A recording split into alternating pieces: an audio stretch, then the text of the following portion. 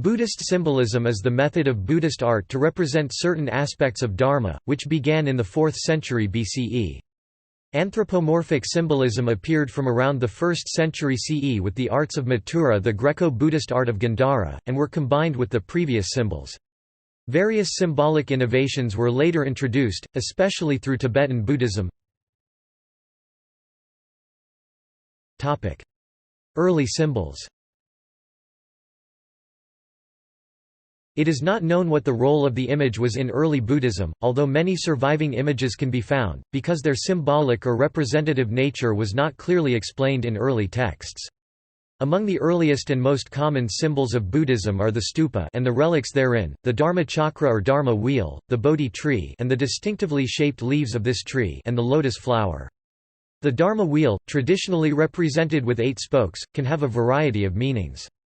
It initially only meant royalty, Chakravartin, turner of the wheel, but it began to be used in a Buddhist context on the pillars of Ashoka during the 3rd century BC. The Dharma wheel is generally seen as referring to the historical process of teaching Buddhism, the 8 spokes referring to the Noble Eightfold Path. The lotus, as well, can have several meanings, often referring to the quality of compassion and subsequently to the related notion of the inherently pure potential of the mind. The Bodhi tree represents the spot where the Buddha reached nirvana and thus represents liberation. Other early symbols include the monk's begging bowl and the trishula, a symbol used since around the 2nd century BCE, and combining the lotus, the vajra diamond, and a symbolization of the triratna or 3 jewels, Buddha, Dharma, and Sangha. The lion, riderless horse and also deer were also used in early Buddhist iconography. The Buddha's teachings are referred to as the lion's roar in the sutras, indicative of their power and nobility. The riderless horse represents renunciation and the deer represent Buddhist disciples, as the Buddha gave his first sermon at the deer park of Varanasi. The swastika was traditionally used in India by Buddhists and Hindus to represent good fortune. In East Asia, the swastika is often used as a general symbol of Buddhism. Swastikas used in this context can either be left or right-facing. Early Buddhism did not portray the Buddha himself, instead using an empty throne and the Bodhi tree to represent the Buddha, and thus may have leaned towards aniconism. The first hint of a human representation in Buddhist symbolism appear with the Buddha footprint, and full representations were influenced by Greco-Buddhist art. Theravada symbolism. In Theravada, Buddhist art stayed strictly in the realm of representational and historic meaning. Reminders of the Buddha, Satya, were divided up into relic, spatial, and representational memorials. Although the Buddha was not represented in human form until around the 1st century, the physical characteristics of the Buddha are described in one of the central texts of the traditional Pali Canon, the Digha Nikaya, in the discourse titled, Sutra of the Marks. Pali, Lakkhana Sutta, d.ie.142 ff. These characteristics comprise 32 signs, the 32 signs of a great man. Pali, Lakkhana Mahapurisa 32, and were supplemented by another 80 secondary characteristics. Pali, Anubhyanyana. Mahayana symbolism. In the Mahayana schools, Buddhist figures and sacred objects lean towards esoteric and symbolic meaning. Mudras are a series of symbolic hand gestures describing the actions of the characters represented in only the most interesting Buddhist art. Many images also function as mandalas. Mahayana and Vajrayana Buddhist art frequently makes use of a particular set of 8 auspicious symbols. Sanskrit Astamangala, Chinese, Ba Ji Shang Pinyin, Ba Ji Shang, in domestic and public art. These symbols have spread with Buddhism to the art of many cultures, including Indian, Tibetan, Nepalese, and Chinese art.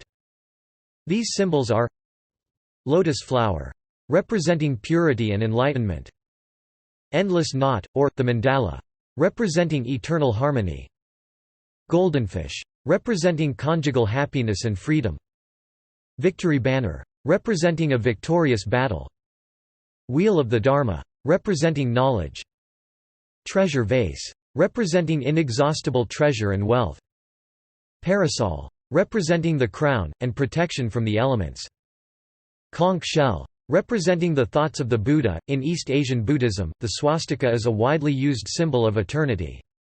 It is used to mark Buddhist temples on maps and in the beginning of Buddhist texts. It is known in classical Tibetan as Yungdrung Wylie, G. Yung Drung. In ancient Tibet, it was a graphical representation of eternity. In Zen, a widely used symbol is the enso, a hand-drawn circle. Vajrayana iconography. Tibetan Buddhist architecture. A central Vajrayana symbol is the Vajra, a sacred indestructible weapon of the god Indra, associated with lightning and the hardness of diamonds. It symbolizes emptiness and therefore indestructible nature of reality. Other Vajrayana symbols include the Ghanta ritual bell, the Bhavacakra, mandalas, the number 108 and the Buddha eyes commonly seen on Nepalese stupas such as at Bhutanath. There are various mythical creatures used in Vajrayana as well: snow lion, wind horse, dragon, Garuda and tiger. The popular mantra, Om Mani Padme Hum, is widely used to symbolize compassion and is commonly seen inscribed on rocks, prayer wheels, stupas and art. Tibetan Buddhist architecture is centered on the stupa, called in Tibetan Wylie, Vikhad Rten, Thl, Chorten. The chorten consists of 5 parts that represent the Mahabuddha 5 elements. The base is square, which represents the earth element, above that sits a dome representing water, on that is a cone representing fire, on the tip of the cone is a crescent representing air, inside the crescent is a flame representing ether. The tapering of the flame to a point can also be said to represent consciousness as a 6th element. The chorten presents these elements of the body in the order of the process of dissolution at death. Tibetan temples are often 3-storied. The 3 can represent many aspects such as the Trikaya 3 aspects of a Buddha. The ground story may have a statue of the historical Buddha Gautama and depictions of earth and so represent the Nirmanakaya. The first story may have Buddha and elaborate ornamentation representing rising above the human condition and the Sambhogakaya. The second story may have a primordial Adi Buddha in Yab Yum, sexual union with his female counterpart, and be otherwise unadorned, representing a return to the absolute reality, and the Dharmakaya, truth body. Topic: Color in Tibetan Buddhism. Table sources: the 5 colors Sanskrit Pankavarna, white, green, yellow, blue, red are supplemented by several other colors including black and orange and gold, which is commonly associated with yellow. They are commonly used for prayer flags as well as for visualizing deities and spiritual energy, construction of mandalas and the painting of religion's icons. Thangkas paintings and statues of Buddhas and deities. Tibetan Buddhist deities may often assume different roles and be drawn, sculpted and visualized differently according to these roles, for example, green Tara and white Tara, which are but 2 of many different aspects of Tara. Aside from these vivid colors, figures may also be colored more naturalistically, such as skin in shades of pink or brown. Gold-colored leaf and gold paint are also common. These colors help distinguish many deities that are less easily distinguished in other branches of Buddhism. For instance, while Shakyamuni Buddha may be seen in pale yellow or orange and Amitabha Buddha is typically red in Vajrayana Thangkas, in Chinese Buddhism it is often only the hand pose that distinguishes the 2 who are otherwise drawn with the same attributes. Depictions of wrathful deities are often depicted very fearsomely, crushing their foes, with monstrous visages and wearing memento mori in the form of skulls or bodily parts. Such deities are depicted in this way as sometimes great wrath is required to overcome great ignorance and adharma. As is common in Buddhism, the lotus is used in Vajrayana. A lotus may appear fully blossomed, starting to open, or still a bud to represent the teachings that have gone, are current, or are yet to come. Avalokiteshvara is often depicted with 1,000 or, at least, many arms to represent the many methods he uses to help all sentient beings, and often has 11 heads to symbolize his compassion is directed to all sentient beings. Vajrayana Buddhism often specifies the number of feet of a Buddha or Bodhisattva. While 2 is common, there may also be 10, 16, or 24 feet. The position of the feet, legs may also have a specific meaning, such as in green Tara, who is typically depicted as seated partly cross-legged but with one leg down, symbolizing immersion within in the absolute, in meditation, and readiness to step forth and help sentient beings by engagement without in the world through compassion.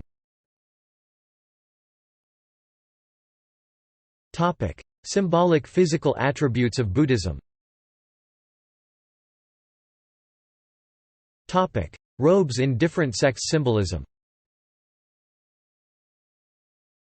Buddhism has other symbolism that are physical and needed for rituals such as their robes. The robes, for example, in the sect of Theravada are noticeably different than the robes of the other sects of Buddhism. Since Theravada is the orthodox or the oldest of the three sects, they have a different traditional layout of their Theravada robes. They carry their robes over their shoulders, most often showing their arm and the color their sect represents. Theravada, for example, is saffron, while other sects of Buddhism and in different countries will have it as a different color as well as different styles or ways on how they wear it. Once Buddhism spread throughout China back in 6th century BCE, it was seen wrong to show that much skin, and that's when robes to cover both arms with long sleeves came into play. Other parts of China such as Tibet, have changed over time and they show both their shoulders as well as having a two-piece attire rather than one. Shortly thereafter, Japan integrated a bib along with their long-sleeve robe called a koromo. This was a clothing piece made specifically for their school of Zen which they practice in Takahatsu that involves the monks of Japan wearing a straw hat. Ritual bell symbolism. In all sects of Buddhism, there is a ringing of a bell where a Buddhist monk rings the large bronze bell signifying the start of the evening rituals. There are different names of each and every bell, but some examples include the Tsar bell and the bell of good luck. They use the bell to detain away the bad spirits and have the Buddha protect them at the time of their ritual. Some sects call this a part of the mystic law, which is the beginning of a Buddhist ritual. Bald monastic symbolism. Shaving one's head is another act of ritual for which you need to complete before being a part of monastic Buddhism to ultimately reach nirvana. To shave one's head merely signifies one's readiness into this sect of Buddhism. Another mention of the symbolism of one shaving their hair is simply that it is one of the rules the Buddha gave to his disciples to be kept away from ordinary life and be fully involved. Prayer position symbolism. Another form of symbolism of the Buddhist is the joining of your hands together at prayer or at the time of the ritual. Buddhists compare their fingers with the petals of the lotus flower.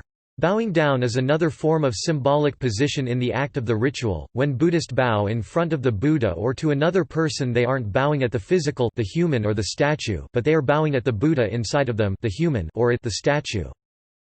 Modern Pan-Buddhist symbolism. At its founding in 1952, the World Fellowship of Buddhists adopted two symbols. These were a traditional 8-spoked Dharma wheel and the 5-colored flag which had been designed in Sri Lanka in the 1880s with the assistance of Henry Steele Alcott. The 6 vertical bands of the flag represent the 6 colors of the aura which Buddhists believe emanated from the body of the Buddha when he attained enlightenment. Gallery. See also. References. Bibliography. Beer, Robert 2003. The Handbook of Tibetan Buddhist Symbols. Sarindia Publications. ISBN 978-1-932476-03-3. Kumaraswamy, Ananda K. 1935. Elements of Buddhist Iconography. Harvard University Press. Lokesh, C., and International Academy of Indian Culture, 1999. Dictionary of Buddhist Iconography. New Delhi, International Academy of Indian Culture. Seckel, Dietrich, Leisinger, Andreas 2004. Before and Beyond the Image, Aniconic Symbolism in Buddhist Art, Artibus Asiae, Supplementum 45, 3–107.